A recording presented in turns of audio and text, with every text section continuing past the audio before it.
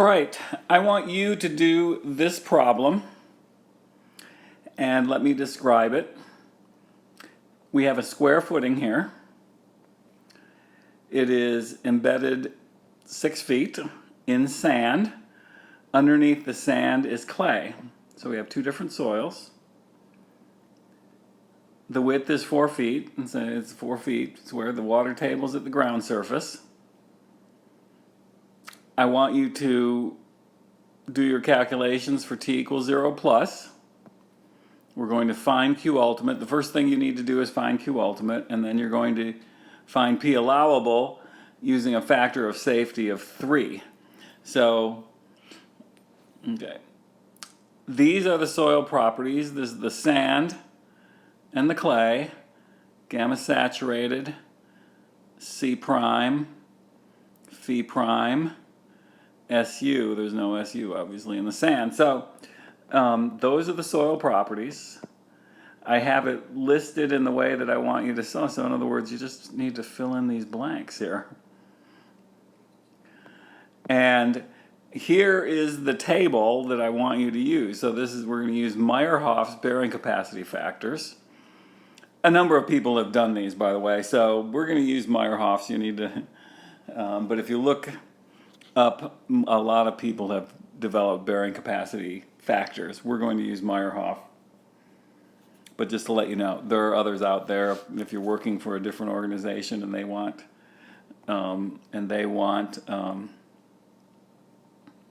you to use other factors, then use theirs. But we're going to use these. If you look at this table, well, it shows phi, okay, phi being the angle of the failure envelope. Sometimes, phi prime, phi, when it comes to bearing capacity factors, this simply means the angle of the failure envelope. It doesn't matter whether it says phi prime, whatever. Now, what do we have? We have phi from 0 to 25 degrees there. We have phi from 26 to 51 degrees there. And we have our NC, NQ, and gamma. NC, NQ, and gamma. So essentially, this, if you look at this closely, you see it's just compacted. There's one part of the chart, and there's the other part of the chart. So use it as two parts like that. Okay, I've given you the equations here for the SIDS, the shape, inclination, and depth factors, except we don't need the inclination factor. The load is vertical here. So we just have S's and D's, and we have, this for D over B less than 1, use K that, and for D over B greater than 1, use that at the K. Okay, so what I want you to do is I want you to pause the video, and I want you to fill in all these things, and I want you to, we'll start by finding Q ultimate. So I want you to find Q ultimate for this problem. Start there, and then find P allowable using a factor of safety of 3. And again, this is at t equals 0 plus. Okay, I'm assuming that you've paused the video, so pause the video. I'm now going to show the solution. I hope you've worked this problem. Okay, so a little bit of a trick here, but not completely. In other words, I've got two soils, sand and I've got clay. And if you work this problem, you go, oh no. You may have thought, well, do I use the sand properties or do I use the clay properties? The answer is you need to use the clay properties, not the sand properties. Why? Because if you remember our derivation, all of the properties in this equation pertain to the clay, okay? Because it's the soil below the foundation. You look at the derivation, remember we put this imaginary wall here, and then we had an active pressure and we had a passive pressure, and all those actives and passives related to the stuff below the footings of the clay. So, in other words, as I fill things in, Well, C prime I have is 350. Well, where'd that come from? Right there. In other words, C prime is the intercept on the failure envelope. What failure envelope are we using here? Let's remember that. Remember, we're at t equals 0 plus. We're doing Clay. So what does that mean? That means that our failure envelope is Clay undrained. So we are total undrained fast. And this is my Clay failure envelope, and the intercept is SU. And notice that also is the phi prime, or the phi, is equal to 0. So my intercept is SU and my angle is 0. So that gives us that SU, 350. So now we need to get the bearing capacity factors. We can start with NC. Well, what do I use? Well, because my failure envelope has an angle of 0, I need to use my line at phi equals 0. So I'm going to use this right here, which gives me an NC of 5.14, an NQ of 1, and an N gamma of 0. That's what those, that's what they say. So I have those values. Okay, keeping going, if my N gamma is 0, then I don't need those, so I can skip those because that second term drops out. Now we need to get the Q. Well, what is the Q? If you remember the Q is equal to, sigma V or sigma V prime at t equals 0 minus at the footing depth.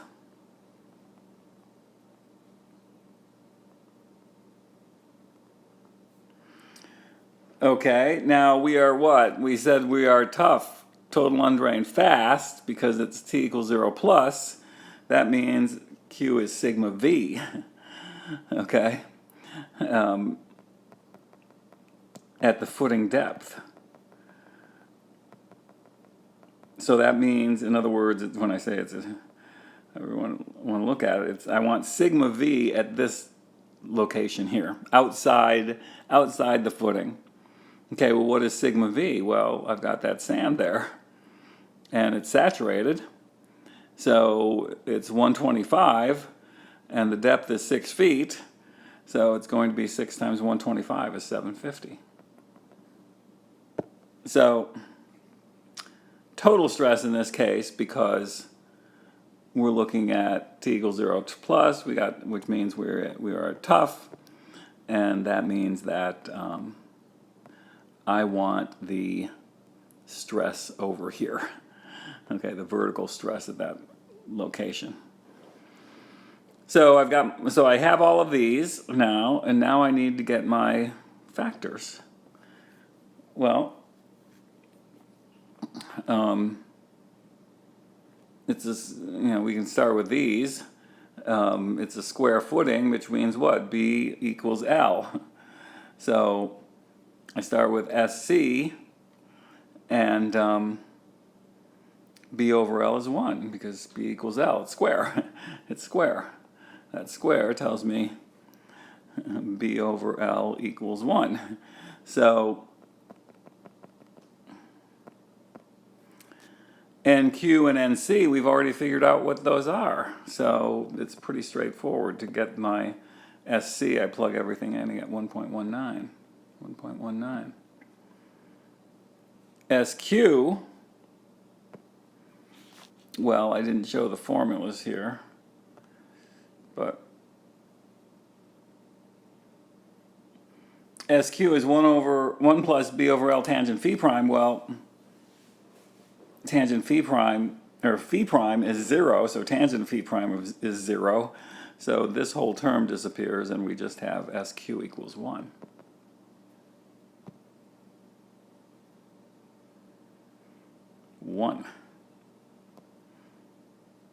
S gamma I don't need because this whole term is gone. I don't need D gamma either because that term is gone, but I've shown it. It's D gamma is what? D gamma is always 1. So that's an easy one you can fill in, but we don't need it. So to get the DC, what do? Well, here's the formula for DC. Why? Because my D over B is 6 over 4, which is 1.5. If D over B is greater than 1, then what do we use? For D over B greater than 1, use K is equal to the arctangent of D over B in radians. In radians. Make sure you use radians here. So K is the arctangent of D over B in radians. So arctangent is K is the arctangent of D over B, arctangent 1.5 in radians. That comes out to be 0.982 radians. Do not use degrees. You're going to get a completely different answer. So that's my K is 0.982. So I plug that value of K in here, and I get 1.39.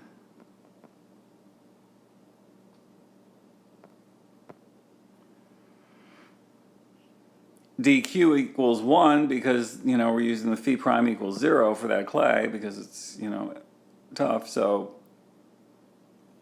what happens to my dq equation? Well, the phi prime is 0, so that gives that 0, so this whole term drops out, tangent. And then we get dq equals 1.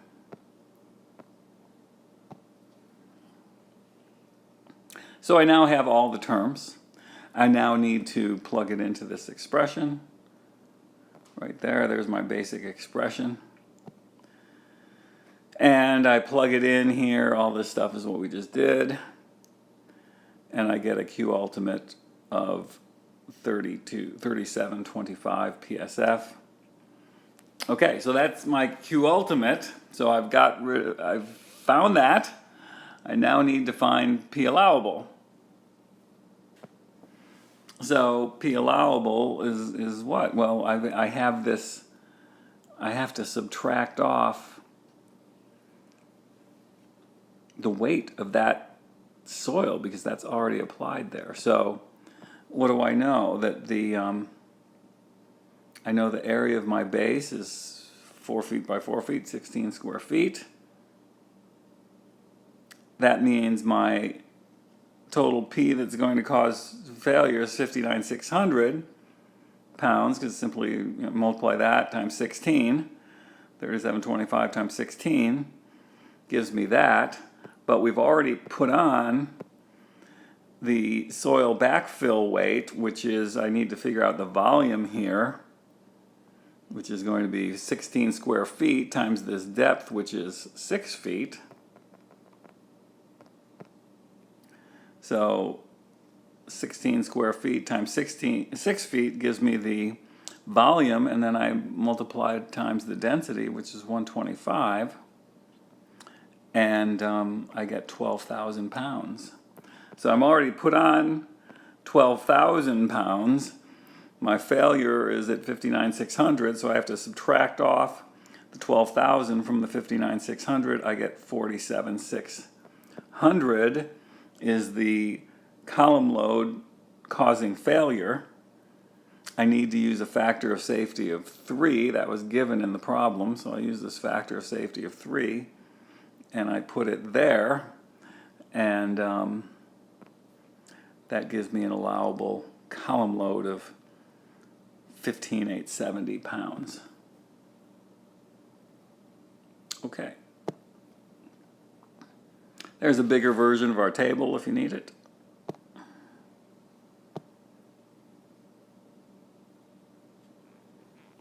All right, we'll do another one. I want you to pause the video. Now notice Well, let me describe it first. It's okay, again, I have a square footing. Now I have the clay on top, the sand down below. The width is 5 meters. These are the soil properties for the clay and the sand. Again, I want to do at t equals 0 plus, find Q ultimate and P allowable. All right, so you can use the tables that I've already shown you. You can go back in the video to get the bearing capacity factors, the N's. But pause the video and do this problem. So start by filling in all those values. Fill those in. And then get the rest. Okay, I'm going to assume that you've paused the video and worked this problem, so let's see what it looks like. All right, well, remember, now the sand is below. So we're going to use the sand properties here, not the clay properties. And yes, we're at t equals 0 plus, but that doesn't mean we are tough in the sand, because it's the sand we're worried about. We're not tough. We're eds, because sand is always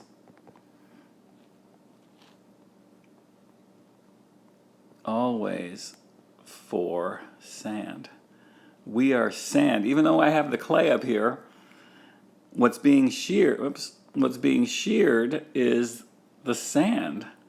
So we are looking at EDS, effective drained slow, even though it's t equals 0 plus. So, okay, so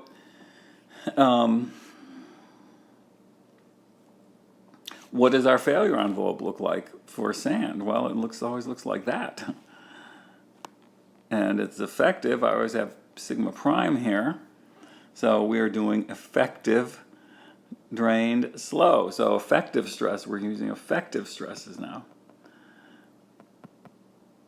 And we're using that failure envelope, which what? It goes through the origin, so C prime is 0. If C prime is 0, then I actually don't need this NC, because that drops out that term. So we can eliminate that. Now, I'm going to use the phi prime of 35 degrees, so I'm going to go into my table at 35 degrees. So in other words, I'm going to come in here, I'm looking for 35 degrees. I see those values at 35 degrees.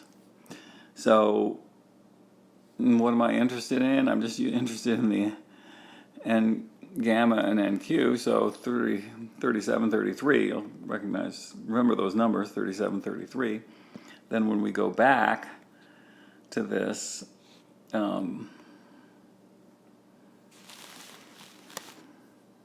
what we're going to have is something went wrong here.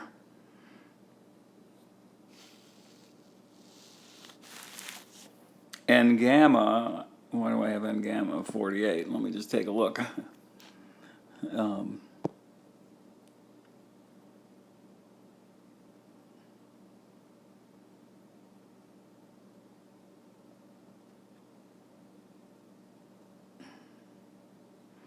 All right, that's a mistake, but okay, so we need to use 35 degrees, and gamma is 37.15.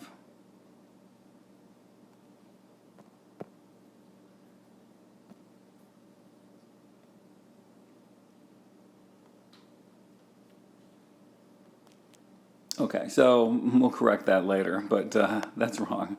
It should be 37.15.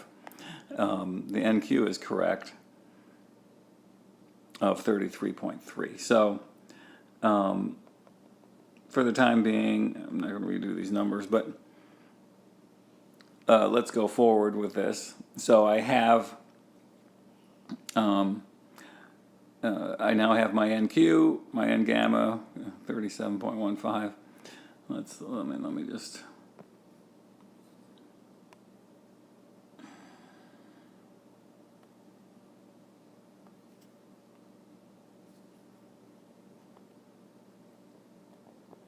That should be 37.15, so if it's in the notes, incorrect. Okay, but let's talk about the other things. The gamma B is what? Well, the gamma B is now we're working in effective stress because we're effective drain slow, so we use gamma B, which is, gamma saturated minus gamma W. So what do I use for my gamma saturated? It's 25, because everything pertains to the sand, so 25 minus 9.8 gives me 15.2 for that. Then, okay, so we now have all of these. I need to get the Q. Well, what does the Q mean? Q means the vertical stress out here. Do I do the total stress or the effective stress? Well, because we are EDS, effective drain slow, I want the effective stress at that point. So I'm going to look at so it's going to be effective stress, sigma V prime, at the footing level, outside the footing, is what I think is the best way to look at it. But so I have 19 for the clay, and so it's going to be 3 times 19 minus 3 times 9.8, because the water table is at the surface. To get the effective stress, I get 27.6. Then,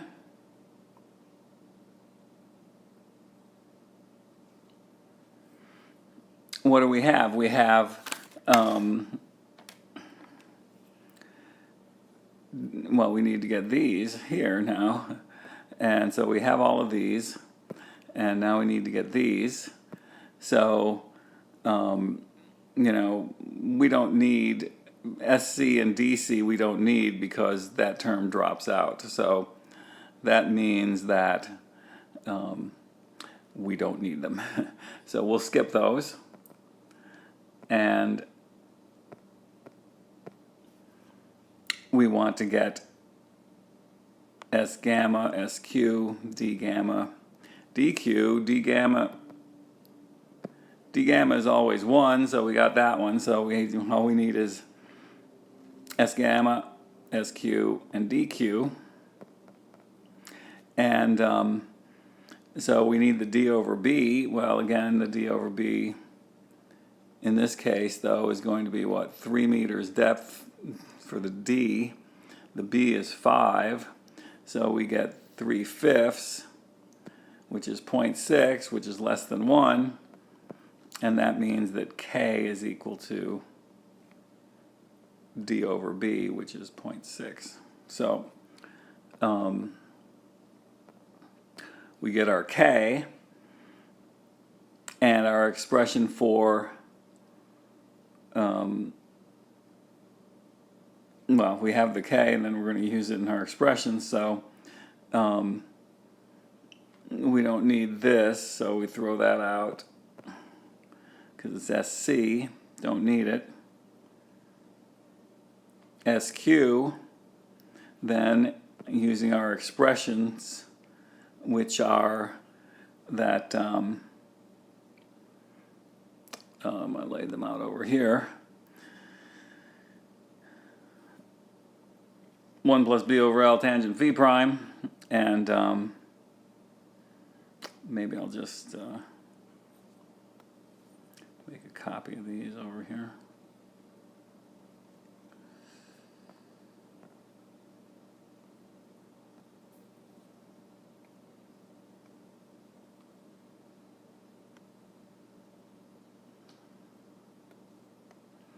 And a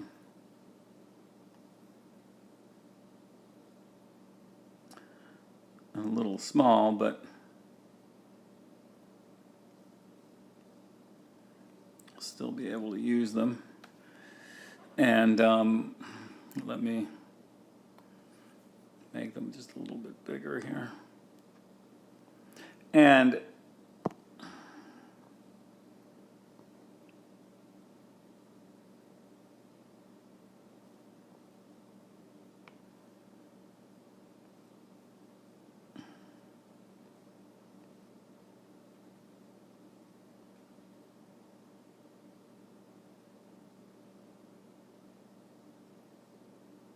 okay, so we have um, the factors here, so we can make use of them. And so, okay, we have, the equations are right here. So here's my SU equation. What do? I use my tangent of phi prime. B over L is obviously 1, but what do I use for my phi prime? I use the sand. So I'm going to use the sand. Why? Because the sand is below the footing. I don't use the clay. I use the soil below the footing for these. Everything pertains to the soil below the footing. So that gives me my SQ.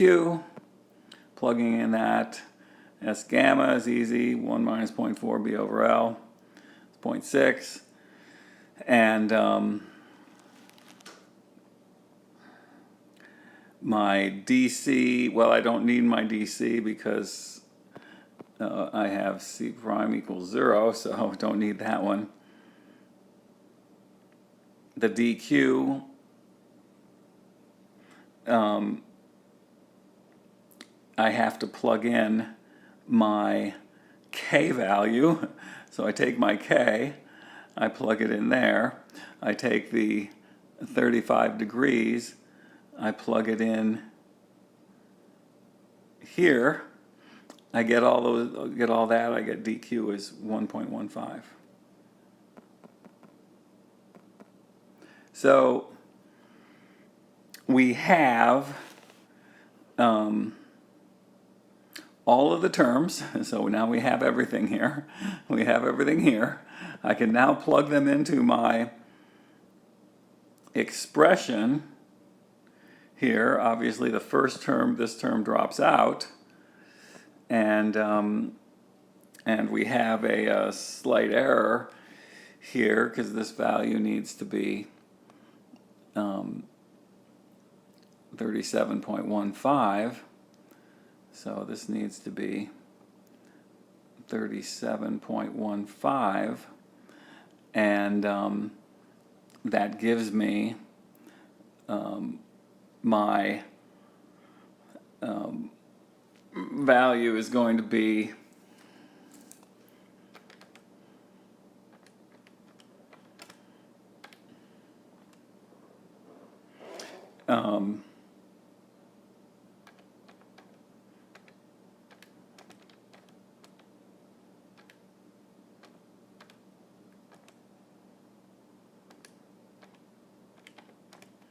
so I get a new value of 2643 for this.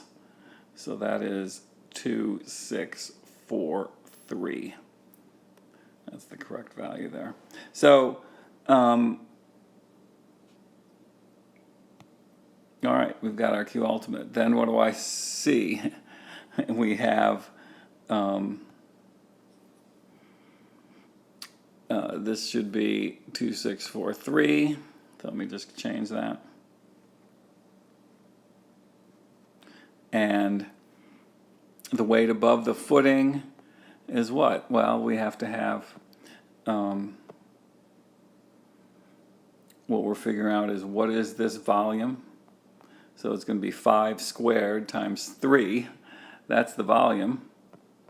And then it's clay. So now it's the clay, so I have to use the clay gamma saturated, which is 19. So 5 squared times 3 times 19 gives me the 1425. And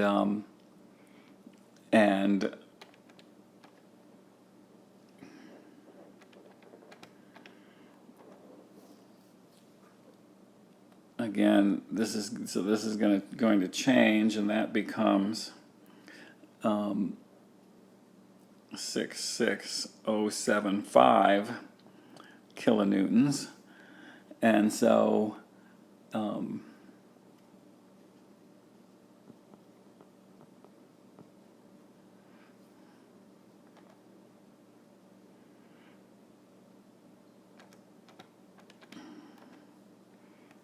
this becomes 64,650 kilonewtons. And now I'm going to divide that by 3.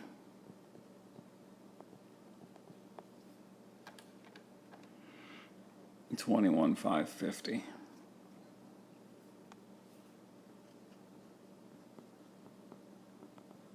And that is my P allowable. Okay. All right. Someone asked during class one time at this stage, "What is a slurry wall?" And so I just described it. I'll describe this slurry wall very quickly. What is a slurry wall? It's not a wall made out of slurry. The slurry describes the process of building the wall. And the process of building the wall is this. Suppose I have, for instance, a dry gravel soil, and I'm going to build my wall into the ground. So we're building it by excavation, or we're doing an excavation, and I have to build the wall in place first. So I dig a trench. Well, if this is dry gravel, that trench is going to collapse because it can't hold it. So instead, this is the plan view. I dig a trench in steps. I don't dig the whole trench and let it sit there. I dig, basically a small trench in plan view. And so I get something that looks like that. There's my trench. I fill it in with a slurry, a mud. Think of it as oatmeal. It's not as thick as oatmeal, but I can't, if this is dry gravel, I can't fill this up with water, right? I cannot fill this trench with water. Why? Because if that were water, it would just go through the voids in the gravel, and we would never be able to fill that up. So envision that I'm filling this trench up instead with oatmeal. If I fill that trench up with oatmeal, well, the oatmeal will not. I mean, we dig the trench. You don't dig the trench and use the slurry, and sometimes you're digging through the slurry. But in any event, what I'm trying to describe is that we as we're digging in a way, we fill this in so that it stays open with an oatmeal-like substance. If this is filled with oatmeal, the oatmeal can't get through. And that's the concept with this slurry. We have to have a slurry that is thick enough that will not penetrate the void so that I can create this trench filled with a liquid. And once I have that, well, it keeps this open because I create this pressure on the sides in both ways, and it can keep that trench open. If the trench is open, then what can I do? I mean, this doesn't work for all soils, but but it can work. So you have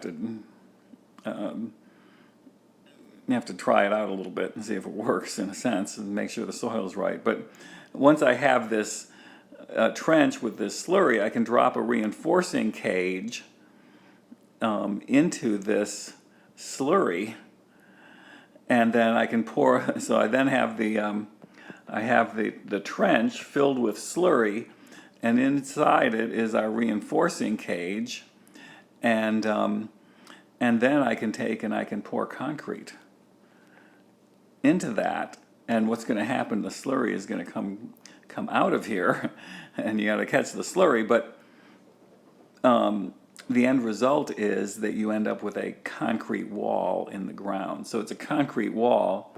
It's not a wall made out of slurry. Slurry is just the process of getting the wall built. So that answers question. Somebody wanted to know what a slurry wall was. So okay, I'm going to stop.